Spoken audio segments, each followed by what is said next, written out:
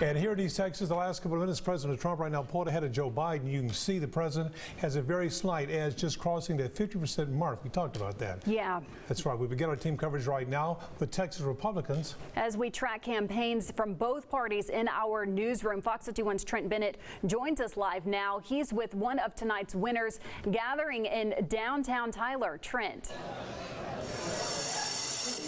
Neil Casey, the polls have been closed for about 2 hours, and standing with me is Representative Matt Schaefer.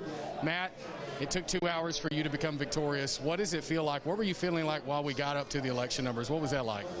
You know, I'm just very honored to serve this district. I'm thankful that I got so much support. But what that means for me is there's work to do, right?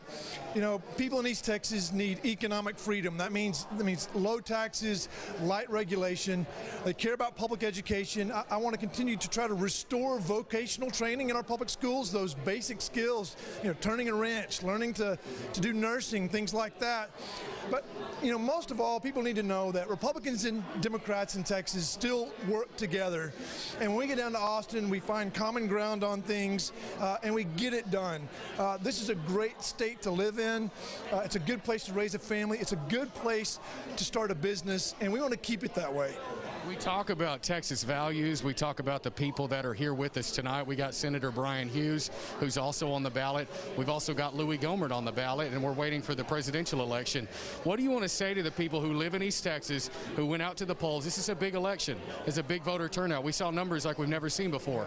What do you want to say to the people who went and voted their values and voted here in East Texas? Your vote mattered. Your vote here in East Texas, in the more rural parts of the state, they really matter for people like Donald Trump, who may not get those kind of numbers out of the big cities. What happens in Tyler and Smith County matters for the whole state of Texas. I can assure you of that.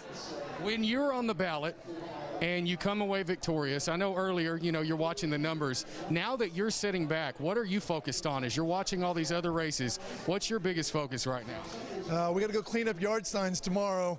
But really, I just want to make sure that I keep the trust. When people have given you that trust to be in office, you want to keep that trust, and you want them to hold you accountable, and you just get back to work.